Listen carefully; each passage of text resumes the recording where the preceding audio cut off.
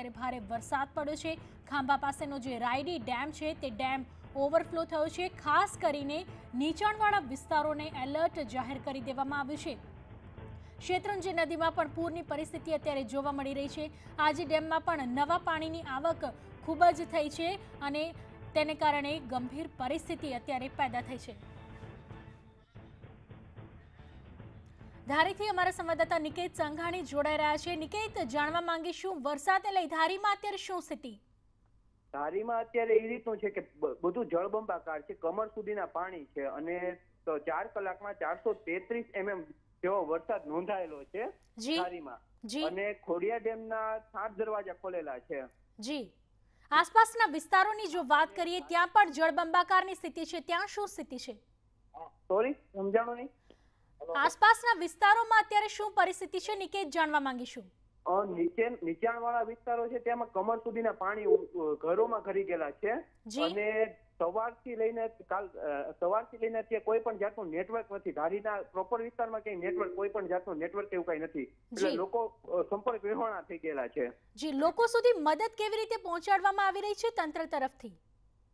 અત્યારે જે નગરપાલિકા, જલાલા નગરપાલિકાના પ્રમુખ ખુદ અત્યારે મોરદર વિસ્તારમાં જઈ અને માણસોને બચાવ, જે ડૂબેલા હતા, એક ભાઈ તણાઈને જતા હતા, એને ખુદને પોતે ઉતરી અને માણસોને બચાવી રહ્યા છે।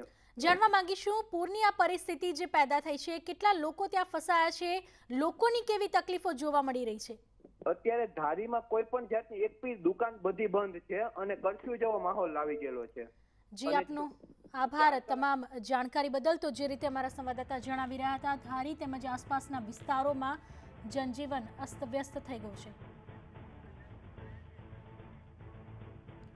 અત્યારે ગોંડલથી મહત્વપૂર્ણ સમાચાર પ્રાપ્ત થઈ રહ્યા છે। ગોંડલના સુલતાનપુર ગામે પુલ તૂટવાની અત્યારે તૈયારી છે, એટલી અત્યારે જળબંબાકારની સ્થિતિ છે કે પુલ તૂટવાની પરિસ્થિતિ પેદા થઈ છે। મામલતદાર, નાયબ મામલતદાર પણ અહીં ફસાયા છે। ટીવી સ્ક્રીન પર આપ જે તસવીર જોઈ રહ્યા છો, મામલતદાર કે જે અત્યારે ત્યાં ફસાયા છે સુલતાનપુર પુલ પાસે, અને તેમની તસવીર આપ જોઈ રહ્યા છો। ગોંડલમાં સુલતાનપુર ગામ પાસે પુલ તૂટવાની તૈયારી છે, ત્યાં મદદ માટે પહોંચેલા મામલતદાર, નાયબ મામલતદાર ત્યાં અત્યારે ફસાયા છે અને અત્યારે તેમને પણ મદદની જરૂર છે અને તેમની તસવીર આપ ટીવી સ્ક્રીન પર જોઈ રહ્યા છો। ગોંડલની પરિસ્થિતિ ખૂબ જ ગંભીર અત્યારે હોવાનું જાણવા મળી રહ્યું છે। ડેમ ઓવરફ્લો થયા છે એટલે સુધી કે પુલ જે ત્યાં આવેલો છે એ પુલ પણ તૂટવાની તૈયારીમાં છે અને તેને લઈ ત્યાં જે લોકો ફસાયા છે, જેમાં મામલતદાર, નાયબ મામલતદારનો પણ સમાવેશ થાય છે અને તેઓ માટે અત્યારે મદદ પહોંચાડવી ખૂબ જ જરૂરી બની ગઈ છે।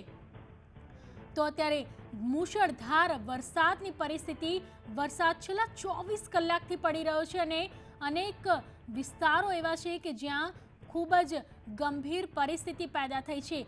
લોકો ફસાયા છે, અબોલ પશુઓ પાણીના વહેણમાં તણાઈ રહ્યા છે અને જે લોકો ત્યાં ફસાયા છે તેમના સુધી મદદ પહોંચાડવા માટે પણ તંત્ર સજ્જ બની ગયું છે। જો કે સવાલ અહીં લોકોમાં એ ઊભા થાય છે કે જે પ્રી મોન્સૂનના બણગા ફૂંકવામાં આવે છે, શા માટે તેને લઈ કોઈ તકેદારીના આગોતરા પગલાં નથી ભરવામાં આવતા અને આખરે લોકોને સહન કરવાનો વારો આવે છે।